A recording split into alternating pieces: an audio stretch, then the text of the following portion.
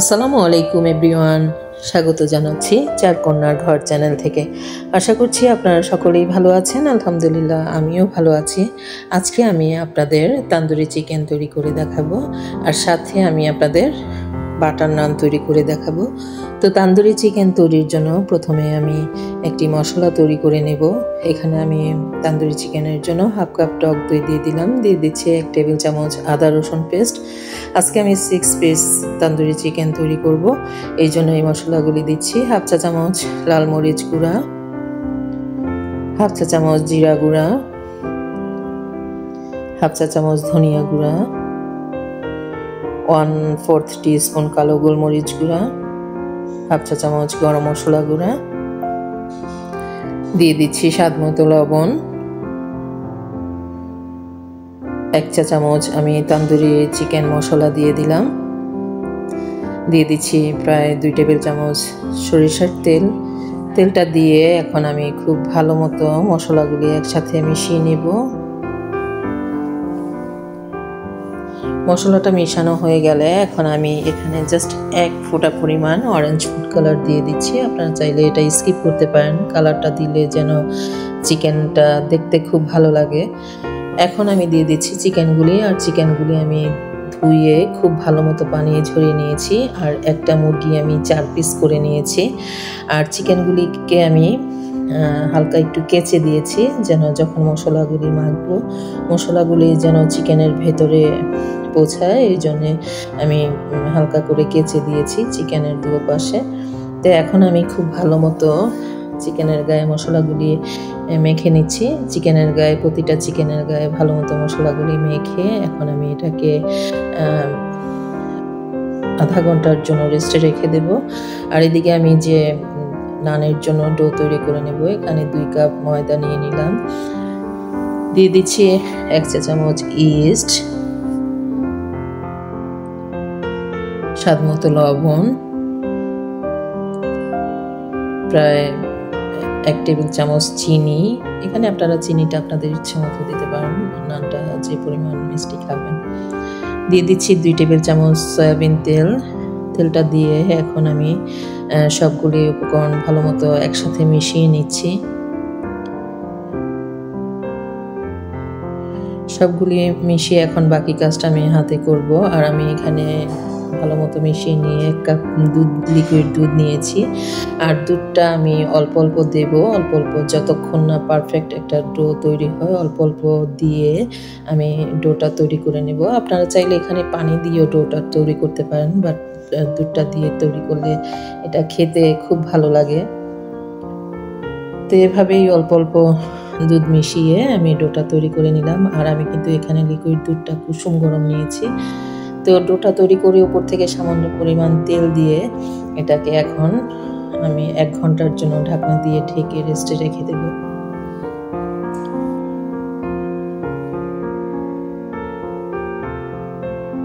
ফিরে এলাম আমি এখানে আধা ঘন্টা পর।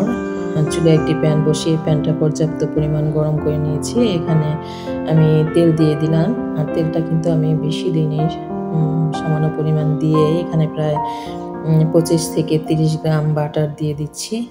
বাটার আপনারা চাইলে শুধু তেল দিয়েও করতে পারেন, বাট বাটার দিয়ে যদি তান্দুরি চিকেনটা করা হয় তাহলে চিকেনের স্বাদটাও বেড়ে যায়, আর স্মেলটাও খুব ভালো আসে। তো বাটারটা মেল্ট হয়ে আসলে এখন আমি চিকেনগুলি দিয়ে দিচ্ছি। চিকেনগুলি দিয়ে আমি চুলার জালটা মিডিয়াম টু লো হিটে রেখে এটাকে ঢাকনা দিয়ে ঢেকে প্রথম 10 মিনিট আমি চিকেনটা কুক করব।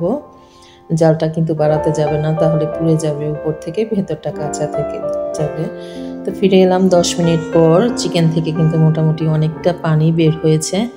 এখন আমি সবগুলি চিকেন উল্টে দিচ্ছি।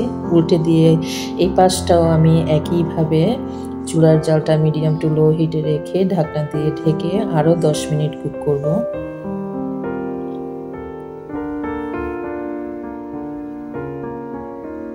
তো এইভাবে আমি 10 মিনিট পর আবারও ফিরে এলাম। এখন কিন্তু পানিটা মোটামুটি শুকিয়ে গিয়েছে। এখন আমি চিকেনগুলি আবারও একটু নেড়ে চেড়ে উল্টে পাল্টে আরও 4-5 মিনিট আমি ভেজে নিলাম। চিকেনগুলি ভাজা হয়ে গেলে এখন চিকেনগুলি আমি তুলে নিচ্ছি।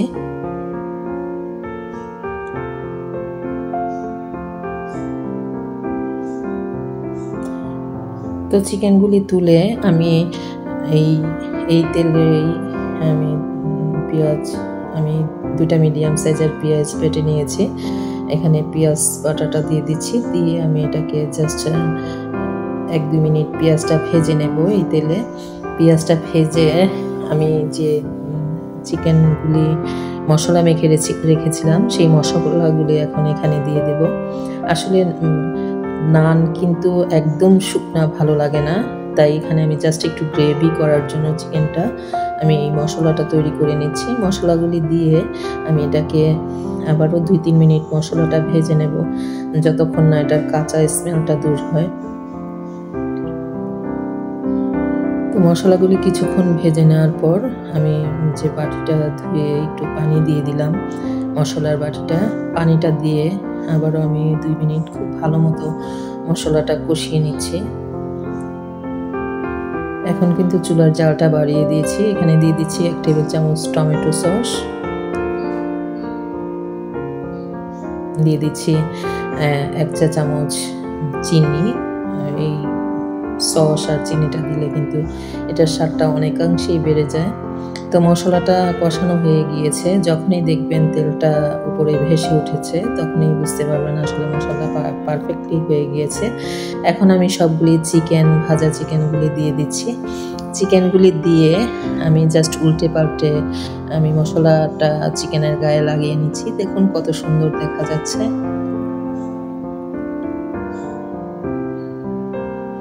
তো এভাবেই সবগুলি চিকেন আমি মশলার সাথে মিশিয়ে নিলাম। এখন আমি উপর থেকে 1 চা চামচ ঘি দিয়ে দিচ্ছি। ঘিটা দিলে যে চিকেনের ফ্লেভারটা খুব ভালো আসে। আপনারা চাইলে ঘিটা স্কিপ করতে পারেন, যেহেতু বাটার দিয়েছি, ঘিটা না দিলেও চলে, বাট আমি দিয়ে দিচ্ছি। এখন উপর থেকে আমি একটি স্টিলের বাটি দিয়ে দিলাম। এখানে জ্বলন্ত কয়লা দিয়ে দেব। তন্দুরি চিকেন করব অথচ স্মোকি ফ্লেভার আসবে না, এটা কি করে হয়? তো আমি জ্বলন্ত কয়লার উপরেই সামান্য পরিমাণ একটু ঘি দিয়ে এটাকে ঢাকনা দিয়ে ঢেকে দিচ্ছি।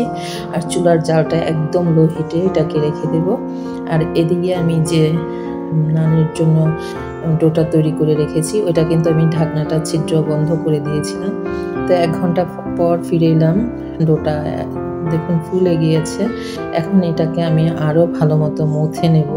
আসলে ডোটা যত বেশি মথা হয় তত যে নানটা তত সফট হয়। তো এভাবেই আমি আরও কিছুক্ষণ ডোটা মথে নিলাম। মথে এখানে আমি সামান্য পরিমাণ আটা ছিটিয়ে একটু মসৃণ করে নিচ্ছি ডোটা। আর আমি যেহেতু আজকে 2 কাপ ময়দা নিয়েছি, 2 কাপ ময়দায় আমি 4টা নান তৈরি করব। এখন আমি একটা নাইফের সাহায্যে 4টা লেচি কেটে নিলাম। এখন হাত দিয়ে চেপে চেপে জাস্ট একটা গোল শেপ দিয়ে নিচ্ছি, অর্থাৎ একটু মসৃণ করে নিলাম। এখন উপর থেকে সামান্য পরিমাণ ময়দা ছিটিয়ে আমি রুটি বেলে নেব। আর আমি কিন্তু যেহেতু নান তৈরি করব, একদম রুটিটা একদম পাতলা করব না, আবার বেশি মোটাও করব না, যেহেতু চুলায় তৈরি করব। তো এভাবে আমি একটি বেলুন দিয়ে রুটিটা তৈরি করে নিলাম। আপনাদের দেখিয়ে দিচ্ছি কি পরিমাণ মোটা করেছি। দেখুন এটা কিন্তু একদম পাতলাও না মোটাও না, জাস্ট এভাবেই আমি 4টা রুটি তৈরি করে চুলায় একটি প্যান বসিয়ে আমি প্যানটা গরম করে নিয়েছি। এখানে প্রথম আমি 25 থেকে 30 সেকেন্ড এক পাশ ভেজে নিলাম। এক পাশ ভাজার পর আমি কিন্তু চুলার জালটা একদম বাড়িয়ে দিইনি। এখন ঢাকনা দিয়ে ঢেকে আবারও আমি 30 মিনিটের জন্য রেখে দিলাম, 30 সেকেন্ডের জন্য। ফিরে এলাম 30 সেকেন্ড পর। এখন আমি সামান্য পরিমাণ বাটার নিয়ে আমি নানের উপর দিয়ে দিচ্ছি। রুটিটার উপর দিয়ে আমি উল্টে দিচ্ছি বাটারটা মেল্ট হওয়ার জন্য। উল্টে জাস্ট বাটারটা মেল্ট হয়ে আসলে এখন আমি আবারও রুটিটা উল্টে আমি বাটারটা আরেক পাশ লাগিয়ে নেব রুটিটার গায়ে।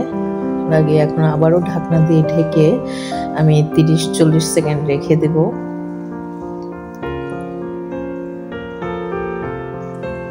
তো ঢাকনাটা তুলে নিলাম। দেখুন রুটিটা কিন্তু দেখেই বোঝা যাচ্ছে পারফেক্টলি হয়ে গিয়েছে। তো এভাবেই আমি সবগুলি নান তৈরি করে নিলাম, বাটার নান। আর আমি নানগুলি তৈরি করে এক একটা নান রুটি আমি 4 পিস করে নিয়েছি। 4 পিস করে নিয়ে এখন গরম গরম পরিবেশন করে নিচ্ছি। আশা করছি আমার আজকের রেসিপিটি আপনাদের ভালো লেগেছে। ভালো লেগে থাকলে অবশ্যই লাইক, কমেন্ট এবং শেয়ার করবেন আর সাবস্ক্রাইব করে আমার পাশে থাকবেন। আজকে এই পর্যন্তই। আপনারা সকলেই ভালো থাকবেন। আল্লাহ হাফিজ।